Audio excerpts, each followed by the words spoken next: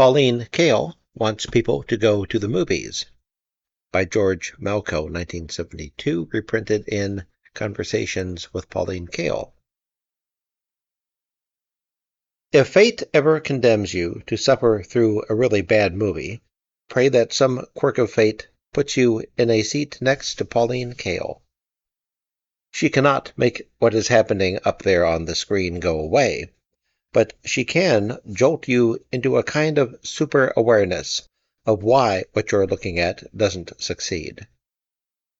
That is the experience she recreates so tellingly week after week in her reviews for The New Yorker. It is a combination of the visceral and the cerebral, and it succeeds in making you care, in making you realize, for example, why you want to machine gun the screen after seeing something unusually ghastly. Soldiers have done that during wartime, Miss Kael recalls matter-of-factly. They've shot up the screen. They did it during World War II at a movie called Four Jacks and a Jill. And they did it at other pictures, too. They shot up the condescending, patronizing, patriotic pictures. Miss Kael imparts her special presence, no matter where she sees a movie, in a crowded commercial theater or in a by-invitation-only screening room. Take one particular screening. It is maybe half an hour into the movie. People around you are starting to mumble things like, "Oh, Jesus," in that disgusted tone of voice that says they are really tired of being used again.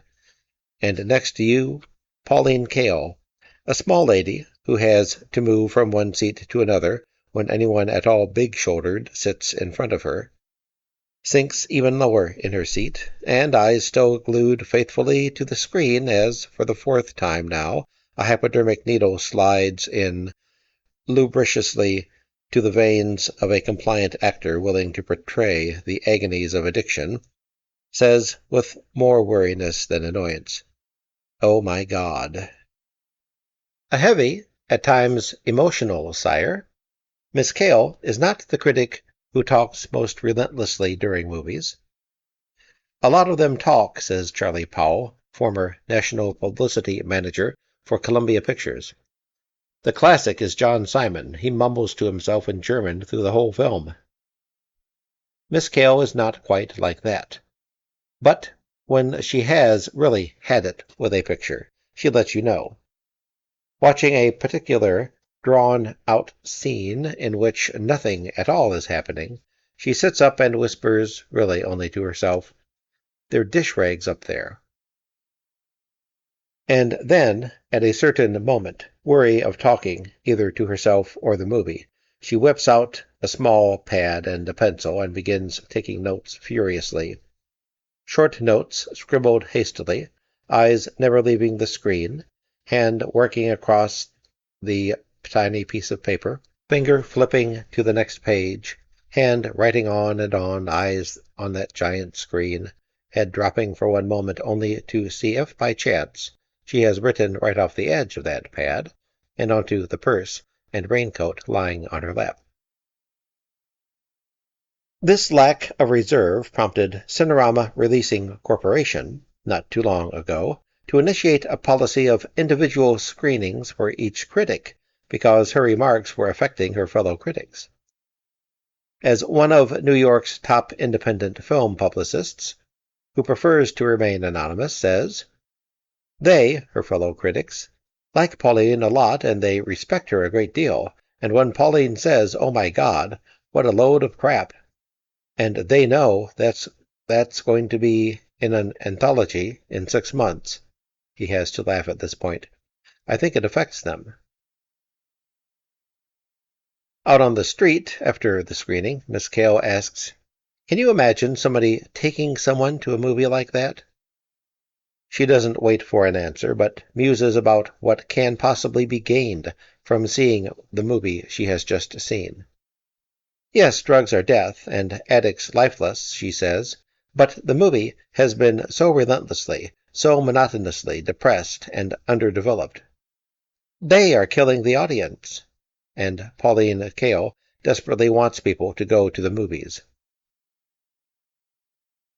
There is a kind of ferocious tenacity about the way she acts on this conviction, a fanaticism about what a film is capable of being, that makes movie executives cringe in the privacy of their corporate sanctuaries, and publicists worry about who she's going to rend asunder next.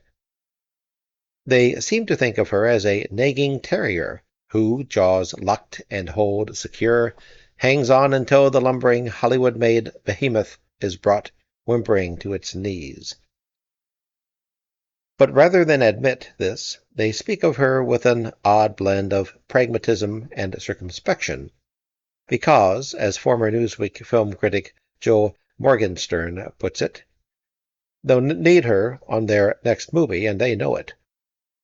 They say things like, "When she likes one of your films, you're very happy about it. When she doesn't, you're very unhappy about it. At times, she's infuriating.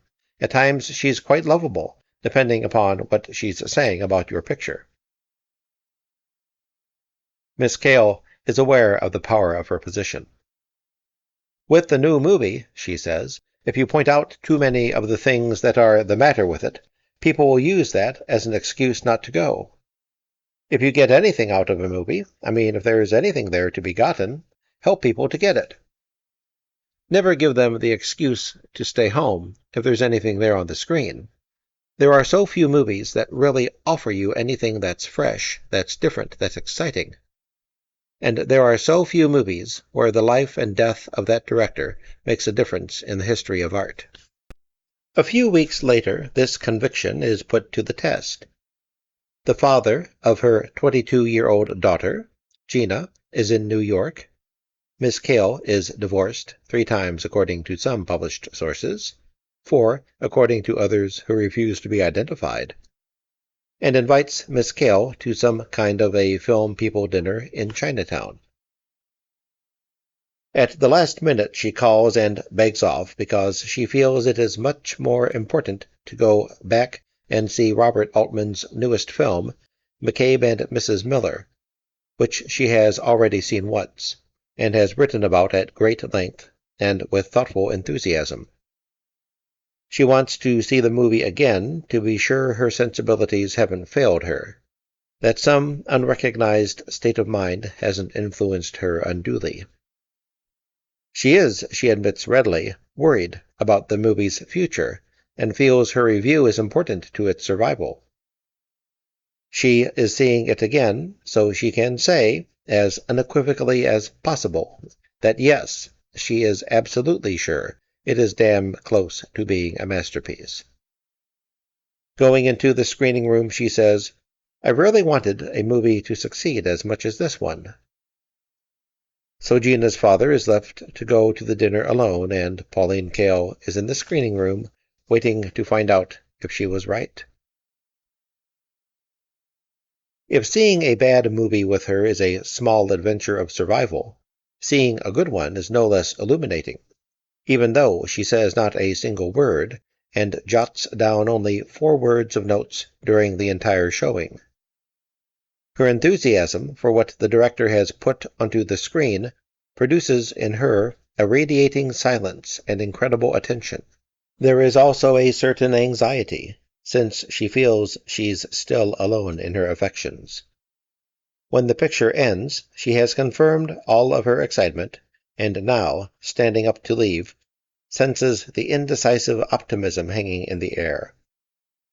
People are saying things like "interesting" and "I really think it's going to do well," with about as much conviction as a skier with a double spiral fracture who keeps telling everybody he's going to be back on the old boards in no time.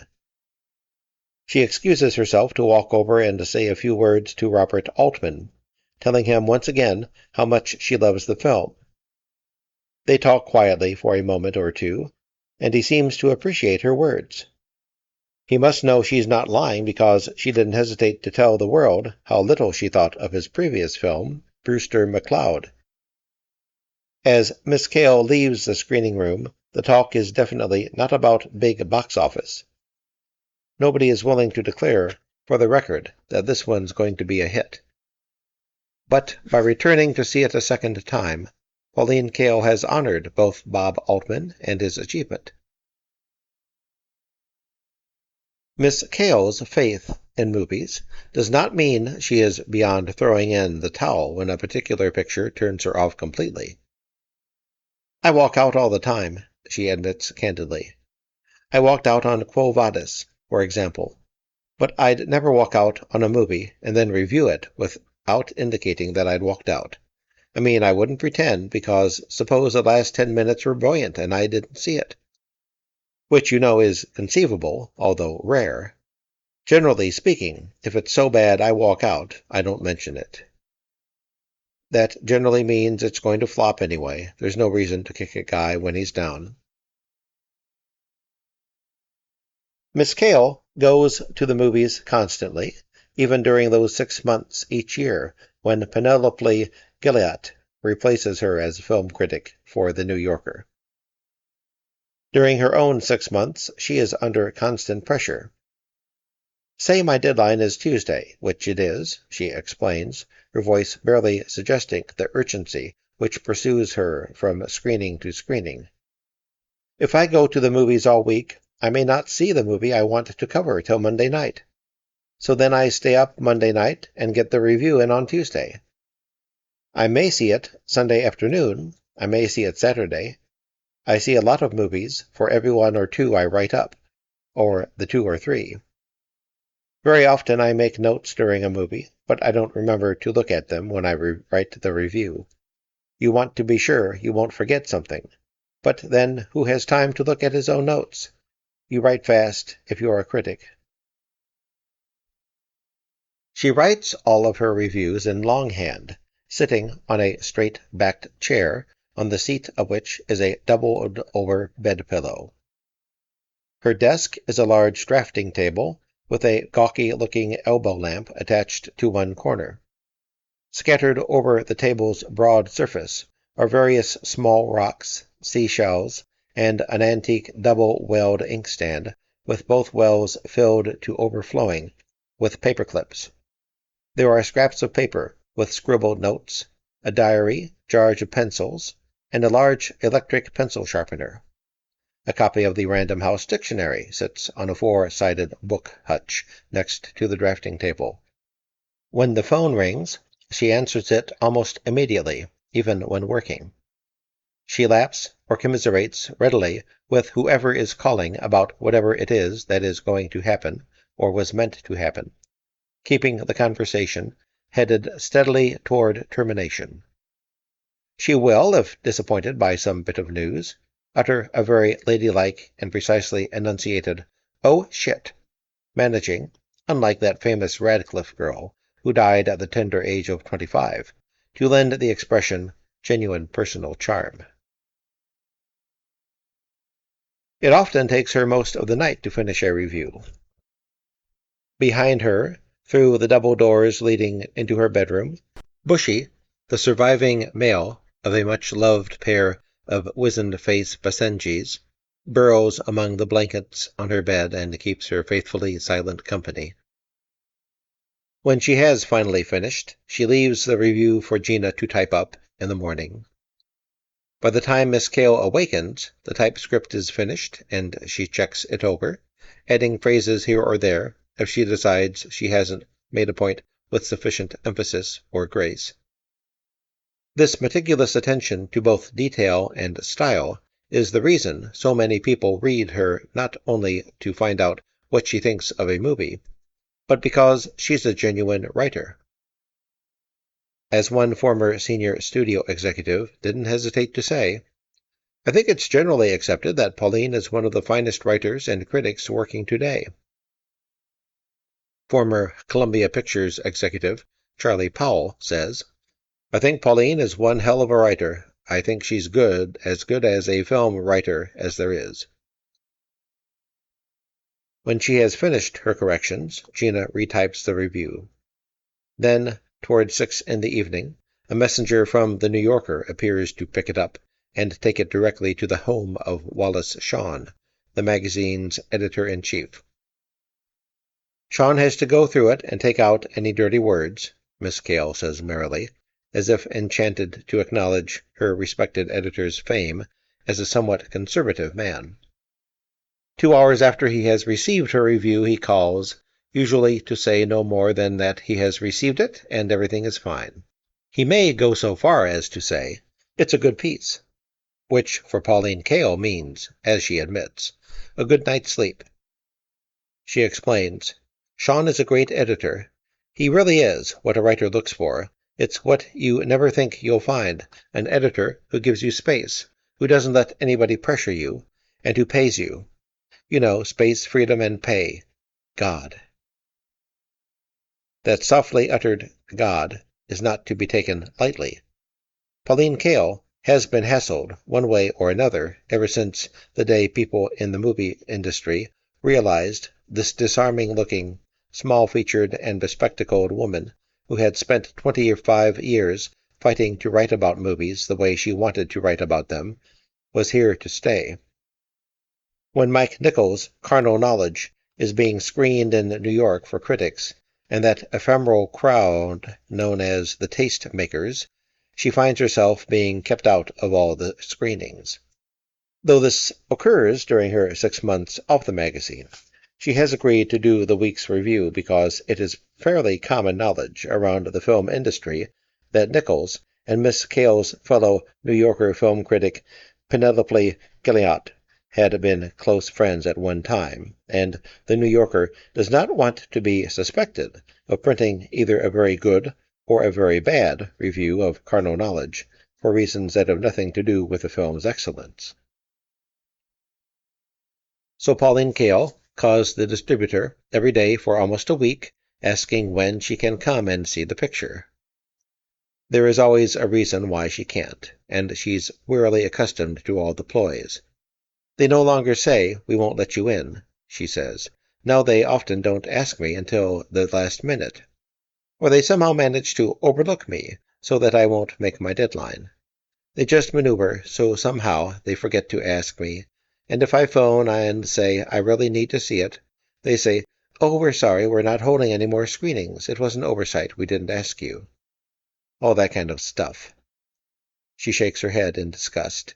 Then, looking as if she's about to burst out laughing, "My daughter's been invited by friends to see movies that the studio men told me they hadn't screened yet. The fact is, they know I can see it on opening day and still get the review into the New Yorker. But what they're afraid of is that newspaper critics in other parts of the country may be paying a little attention to me. If possible, they like me to be late, that's all." Eventually, because she must see Carnal Knowledge, she calls John Springer, press representative for Mike Nichols. Springer is genuinely upset at what is happening and assures her she will be on the following evening's list. When she arrives, her name is not on the list, and the functionary at the door refuses her entry. She patiently explains that John Springer has arranged for her name to be on the list, constantly interrupting her quiet argument to turn and greet people she knows as they file past her into the screening room. When Springer himself appears, she appeals to him. Springer takes the guard aside, and they converse for several moments in hushed voices. "They cater to the press they know they can count on," Miss Kael observes, with intentionally serene indifference. "They prefer people they can trust. They know there are certain people they can influence, indirectly, nicely, nothing overt." Springer comes back, apologizes for the misunderstanding, and motions her into the now-packed screening room. She watches Carnal Knowledge, sitting on a folding chair in one of the aisles. A few days later, looking back on the whole silly business, she says, "They're such poor judges, they never know what I'll like or what I won't like." A former studio executive agrees. You can't really find why she didn't like one picture when she did like one like it a short time ago. Then, perhaps because this sounds as if he thinks Miss Kael irrational, he feels compelled to add, "I guess everybody's human." Particularly human are those film industry executives who continually find ways of hedging their reservations about the actual extent of her power. Says a vice president of one of the major studios, I don't know that she makes or breaks movies, says Charlie Powell, now assistant to Hollywood producer Mike Frankovich. Most movie people honestly feel that with the exception of 2 or 3 critics around the world, criticism doesn't hurt or help most films, that there's only a certain type of film that a review such as Kael's will affect. That goes for all average Hollywood films, with the exception of a 4-star review in the Daily News. Wanda Hale's review is a goddamn sight more important than all the other reviews put together. Were not for a specialized audience, the mass audience never even heard of Pauline Kael. I also contend that a lot of people who read her aren't moviegoers anyway, they're just readers, clever readers who see 2 pictures a year. She doesn't affect us one way or the other. I don't say it arrogantly, I say it realistically. A New York publicist disagrees. You read Pauline everywhere, and you see Pauline everywhere, and she goes on television shows, and she goes on Barry Gray, a popular radio talk show in New York City, and the other critics regard her with a good deal of awe. And if the executives had any brains, and they don't, they would recognize that if you go around the country and talk to most of the young critics, you'll find they become interested in film because of Pauline Kael. You talk to Gary Arnold in Washington or Roger Ebert in Chicago. I mean, they are Pauline Kael's children, whether she knows it or not. She's had an enormous influence on the business. When you have someone who's as iconoclastic as Arnold reviewing in a city like Washington, where the other critics write like idiots, her influence on that level has become enormous. And she also sort of made film criticism a legitimate concern for literate young men. Not only because she's a good writer, but also because she wrote about film as if she liked it. People sort of assume the lasting review will be Pauline's. That's the enduring review. That's the one that's going to be collected. The man pauses, and then, experienced enough to be a realist, adds, I like Pauline a lot, though I don't like to see her walk into my screenings under any circumstances. Certainly the most famous Pauline Kael cause célèbre involved her review of The Sound of Music, which appeared in McCall's in 1966, during the few months she was its reviewer. The audience for a movie of this kind, she had written, becomes the lowest common denominator of feeling, a sponge. When, soon thereafter, she was fired from the magazine, a lot of people were convinced it was because that particular review had produced enormous pressure from 20th Century Fox. A film industry executive close to the episode at that time denies it. I can say categorically that it's absolutely untrue, that no one involved with the studio raised a finger. I ran into her at that time at a meeting that was hosted by the Motion Picture Association for Jack Valenti, and she had just been fired a week or so before, and she and I suddenly found ourselves in the center of a ring of people expecting a big brawl. I think she was very bitter and was under the impression, or chose to believe, that we had gotten her fired. I told her then that this was not true, that we hadn't done it. The picture had mixed reviews. I mean, it wasn't all pans, but I would say the serious critics tended to pan it, and by that time we knew we had a hit of phenomenal proportions. Another highbrow blast would not affect business. Miss Kael herself has never insisted that she was fired just because of her Sound of Music review. It was because of a lot of movies, she says. There was a definite change of policy on the magazine, and I was part of the policy they dropped. Bob Stein, who was editor at McCall's at that time, and who, with the change of policy, was moved upstairs to the position of senior vice president, agrees only too happily that it was much more than the Sound of Music that got her fired. It was really more complicated than that, he says.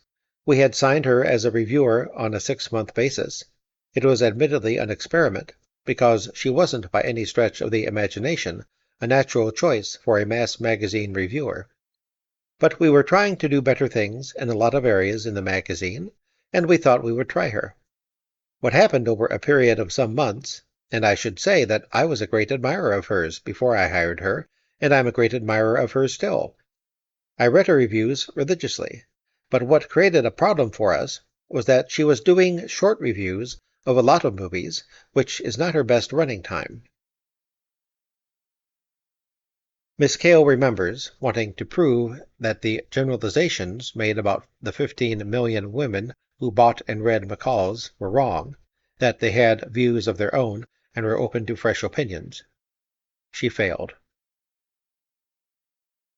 When you're editing a large magazine, Stein explains, it's very hard to isolate your responses on any single thing because you're dealing with so damn many at the same time.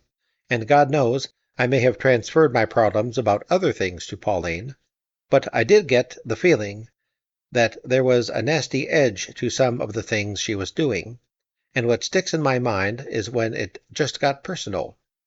For example, she would criticize Lana Turner for getting old, and she would criticize producers for what their previous occupations were. Things like that, which seemed to me not in line with the kind of reviewing of hers that I admired. I don't know what particularly brought it on. My own guess is that reviewing for a mass magazine, she seemed to have some need to make it clear how independent she was. She would say, "Doesn't Paul Newman have anything better to do than make a picture like Harper?" Okay, she's the reviewer and I'm not. She can say Harper is a bad picture from here to doomsday and deal with the picture. But I did find that she would continue to sort of gratuitously attack people ad hominem for their motives, their backgrounds. God knows, poor Lana Turner for her age. And I really objected to that. That's a luxury I didn't allow anybody else who was writing for the magazine. It's not too characteristic of her, and may very well have been a symptom of her unease that she was in a cramped position somehow writing for the magazine. I tried even at the time to make clear that I wasn't mad at her, that it wasn't The Sound of Music. Stein stops abruptly. First of all, he says quickly, the movie people don't have any hold on mass magazines. They never did. They used to advertise. They haven't advertised for years. So even if you tried to picture the situation at its most venal, what force could their complaints have had?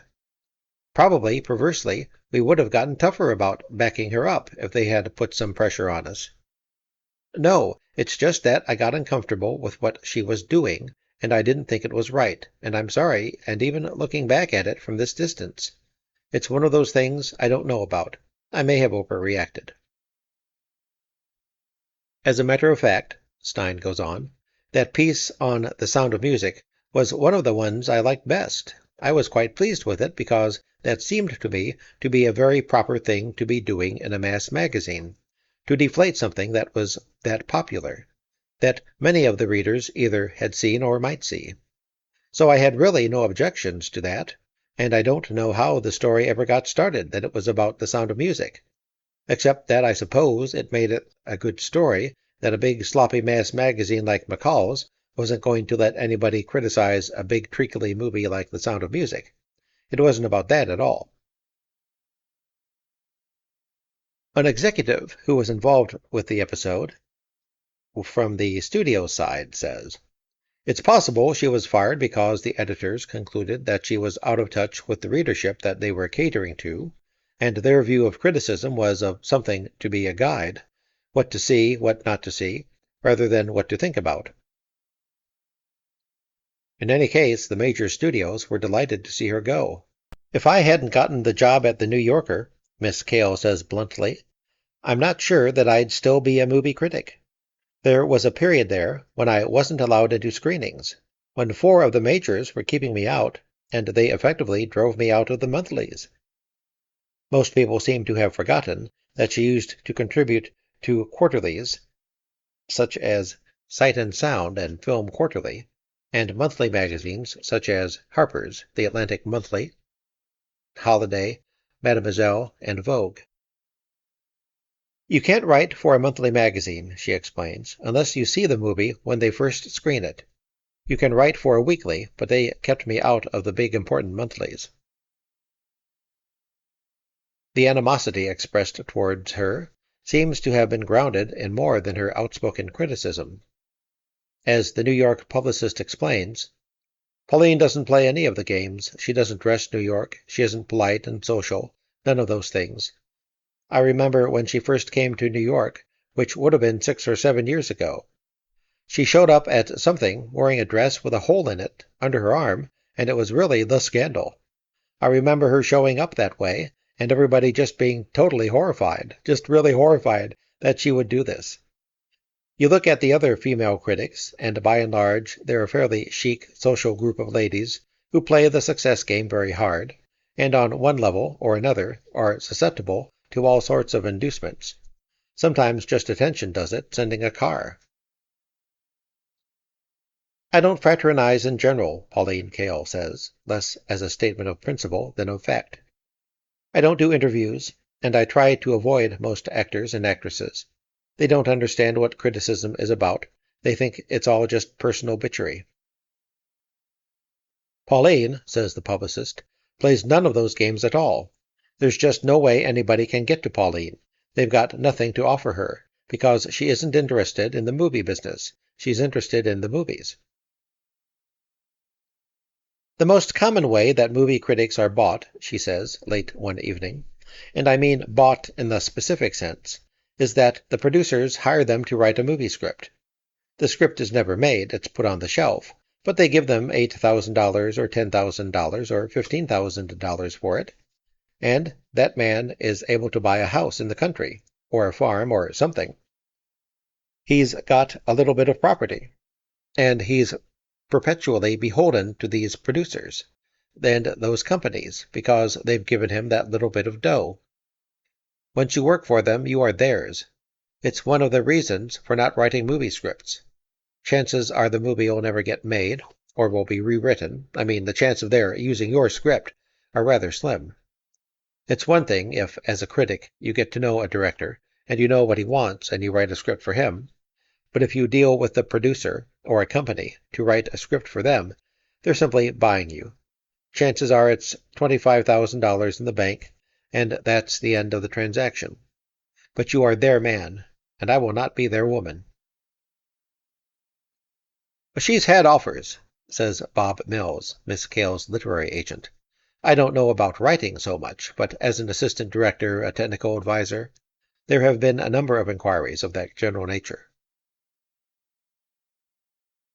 Those who go for it don't surprise or upset her. Most of the critics who do that are not good critics, she says simply. The good critics, who are writers in any sense, Gavin Lambert, for example, some of their work gets made.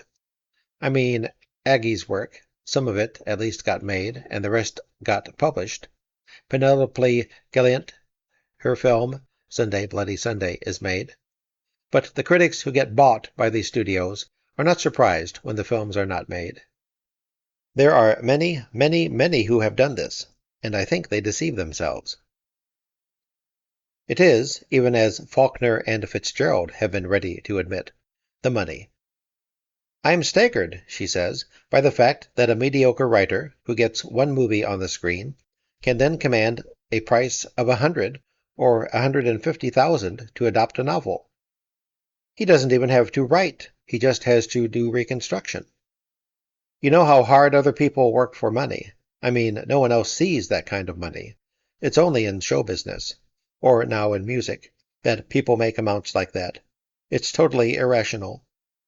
But these second-rate, fourth-rate writers, who've never written anything or published anything under their own name, maybe a couple of television adaptations or television originals, 6 months of their work, constructing a screenplay out of a novel, are apparently worth $100,000 to somebody.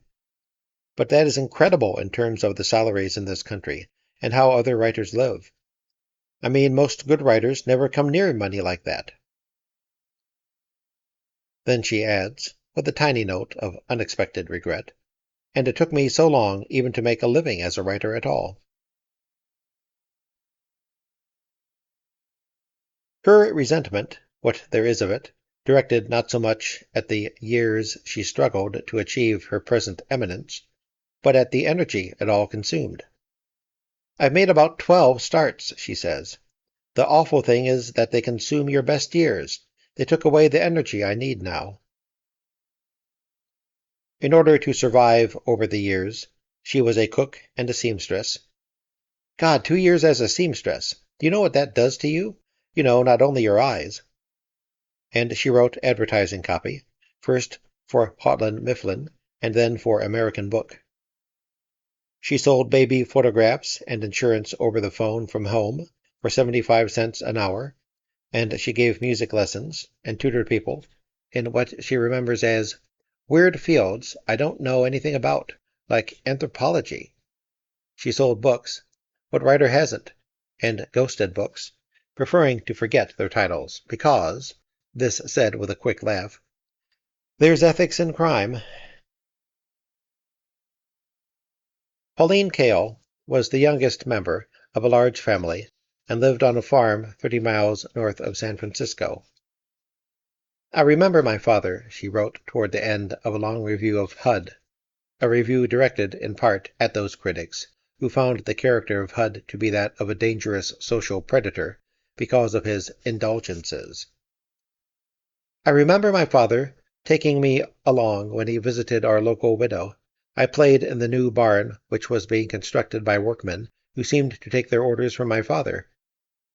At 6 or 7, I was very proud of my father for being a protector of widows. My father, who was adulterous and a Republican who, like HUD, was opposed to any government interference, was in no sense, and in no one's eyes, a social predator. He was generous and kind, and democratic in the Western way that Easterners still don't understand.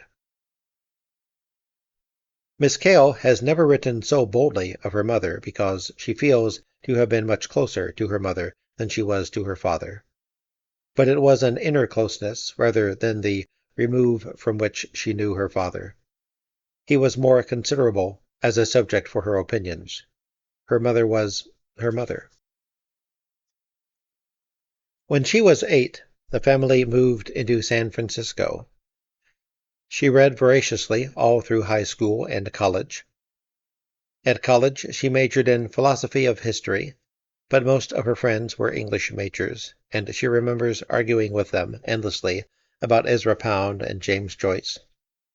She was first drawn to film criticism when she worked with such underground filmmakers as James Broughton. Her creatively formative years were centered at Berkeley, where, in the late 1950s, she successfully managed twin art movie houses. The first twin art movie houses in the country, she says with pride. She was married, not very happily, and living in a home where the prized possession was a gigantic 35mm projector sitting in the middle of the living room. It was, as one person remembers it, a monster of a machine, with a throw that went right through the living room, the dining room, into the kitchen. Less palmy days are remembered in unusual terms. I never saw the greatest story ever told, she says unexpectedly, as if to tell herself it really happened once upon a time, simply because it was rather expensive to go to see. At this point it seems rather beside the point, but I was embarrassed one day when I had lunch with the director, George Stevens, and he wanted to know what I thought of it. She clearly remembers her success as an advertising copywriter because she gave it all up so suddenly. The day they were putting up the partition and putting my name on the door, I went in and quit in tears, because I suddenly saw myself behind that partition for years. And I didn't want that. I wanted to write. The moment seems oppressively vivid, and she shakes it off. The main thing is fighting off the successes that trap you. That's the really weird part of it. Late one afternoon, she finds herself trying to explain why she hasn't considered imitating her French counterparts, critics like Truffaut and Louis Malle, and become a director. I wanted to do those things 30 years ago, she says patiently. Now it would be very stupid. She catches herself in mid-sentence. And then, angry now at having to answer this unpleasantly familiar question. Why aren't people satisfied with the fact that I try very hard to be a good critic? Why, when someone works for a long time to become a good critic, is it necessary to say, why don't you become a screenwriter? Why don't you become a director? Do you know how hard it is to be a good critic? The whole thing that sustains me in writing is to tackle new ideas, new subject matter, new areas. But the whole thing of changing myself and becoming something else. She slows and explains further. As you grow older, you have to accept the fact that the steps you've taken have turned you into a certain kind of person. When I ran theaters, I had the kind of business sense to deal with the film companies. I no longer have the kind of disposition I'd need to deal with the unions, and all of the tough men, and the crews I'd have to deal with if I became a director. If I went into directing, or into something actively involved in making movies, I'd have to go back into business. She understands what it takes to be a director in this country. He has to be, a good part of him, a businessman, or work as a team with a producer who keeps the business pressures off him. It's what's killed most American directors. They don't have anyone to take off the business pressures. They spend all their time setting up the deals rather than making the movie. If Sam Peckinpah had someone to handle the business, he could be a truly great director. She laughs, suddenly reminded of something. By the way, I have this thing which I point out to Gina. When directors come to see me, and very often they do, often I've never met them before, they always come into the apartment and sit down in a certain chair. She points to it, a simple straight-backed chair, one of four around a table. Sitting in that chair, you get a breathtaking view of Central Park, including the entire breadth of the reservoir, which, toward dusk, on almost any day, takes on a mellow, almost somber tone, with 2 or 3 seagulls floating placidly on its surface. Beyond the reservoir, resting among the trees like some concrete canonical hat, is Frank Lloyd Wright's Guggenheim Museum. And around it all is the anomalous serenity of the park as seen from this distance. The first time Peckinpah ever visited here, he came in the room and sat down in that chair, and it's not because I was sitting opposite. Often directors sit down before I do. She laughs again, pleased by how she noticed this absolutely lovely thing, pleased to know how right a touch it is. I think, she says, it's so they can command the vista. Peckinpah sat in that chair. Kirshner sat in that chair. Weiler sat in that chair. Mazursky sat in that chair. Altman sat in that chair. They have never sat in another chair in the house. Recently, a director, and it made me very nervous, came in and sat in that chair. She points to another chair, more of an easy chair with arms, which faces a different direction. And I thought to myself, he's going to have a flop. It really made me nervous. She talks as directly as she writes, and while being all sweetness and light about Sam Peckinpah, I voted for him as the best director of the year that year. Suddenly veers like a car in which the driver has floored the gas pedal for no apparent reason, and says, in answer to an innocuous comment about Ken Russell's The Music Lovers, "You really feel you should drive a stake through the heart of the man who made it. I mean, it is so vile, it is so horrible. I know all sorts of people who didn't believe my review, went to see it, and they phoned and said, 'You didn't make it bad enough. It was the most horrible thing I've ever seen.'"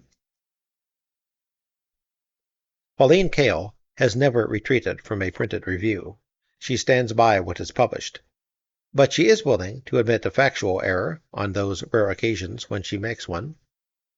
She is so seldom wrong because, as Joseph Morgenstern points out, her knowledge of movies is encyclopedic. But she has been wrong, and when the writer or director whom she has slighted has written to explain the mistake, she usually responds immediately and openly. Novelist James Salter, who is also a screenwriter and director, wrote her after she had criticized something in his screenplay for Downhill Racer. He explained that the passage she had singled out was not his and hadn't been in the original screenplay. Several mornings later, as Salter recalls, his phone rang at his home in Aspen, Colorado, and a cheerful voice said, "Hi, it's Pauline Kael." She wanted him to know she appreciated his letter and was sorry she had misattributed the passage in question. "It's pretty tough," she explained, "but you have to go by the credits on the screen." What does she think of her colleagues? "I think there are 3 or 4 pretty good ones," she says. "I think at the moment Gary Arnold is good. I think Canby, Vincent Canby of the New York Times, has been perceptive. I think Andrew Saris of the Village Voice, has some marvelous perceptions from time to time. I disagree with his theory about film aesthetics, but he has interesting things to say. Saris, unfortunately, does not return the compliment. Vincent Canby admires her, and Joseph Morgenstern, former film reviewer for Newsweek, says, "She opens up questions that nobody else opens up." Life's Richard Schickel recently wrote a very long piece for Harper's in which he expressed his admiration for her enthusiastic devotions to films. But when the New Yorker published her two-part article on Citizen Kane, which now serves as the introduction to the published original screenplay, Andrew Saris answered it with a long diatribe designed both to criticize her for what she had set out to do, and to set things straight as regards Citizen Kane and what really happened. At one point, embroiled in demonstrating why she was being maliciously misleading in denying Orson Welles the full director's credit, author of it all, creator of the look and style, which can be taken as a simplistic definition of the author theory, he wrote, "What I find peculiar is the malignant anti-altruism in the writings of Kael, as if altruism were an established religion that had carried the day." When that appeared in The Village Voice, a friend called Miss Kael and read it to her over the phone. She listened, her mouth moving in a familiar half-smile, broadening and narrowing, as if words and half-formed phrases were crowding her mind. When the caller had finished, she sighed and said, "I wonder what's wrong with him." She added a small shrug, a grace note of regret, and said, "I hope everything's all right at home." It is a dig, yes, inspired in part by two embarrassingly self-revelatory articles written by Saris and his wife for Vogue. While Miss Kael herself can be relentlessly confessional when arguing a point about a certain film, she loathes that special contemporary glorification of personal data bared solely for the purpose of advancing celebrity. Still, what could be more personal than the following from a Pauline Kael review? Quote, "When Shoeshine opened in 1947, I went to see it alone after one of those terrible lovers' quarrels that leave one in a state of incomprehensible despair. I came out of the theater, tears streaming, and overheard the petulant voice of a college girl complaining to her boyfriend, 'Well, I don't see what was so special about that movie.' I walked up the street, crying blindly, no longer certain whether my tears were for the tragedy on the screen, the hopelessness I felt for myself, or the alienation I felt from those who could not experience the radiance of Shoeshine. For if people cannot feel Shoeshine, what can they feel?" End quote. One comes to realize, finally, that for Pauline Kael, writing film criticism is not only a chance to write about the way we live in this country at this particular moment. It is also, very often, a necessary act of protection. "You have to recognize what is important for the art of the movies," she says. "The movies that have the big publicity budgets and the advertising, they will take care of themselves. I mean, the critic is the answer to advertising, mostly because the advertising protects. The critic is the only protection for the art of the film, for which there isn't a big budget and a lot of advertising. A movie like The Conformist is exactly the kind where you've got to help that director, Bernardo Bertolucci, keep working because he is a major talent. It was the same with Godard's early films, or Bonnie and Clyde, or China is Near, or Bob Altman, when Fox didn't know what they had in MASH, or Fred Wiseman's documentaries. If there's a chance that you can help, you do. And so the deficiencies you minimize, I mean just instinctively. If you're sane, you just have to." That ends that piece, and I do thank you for listening all the way to the end, which is now.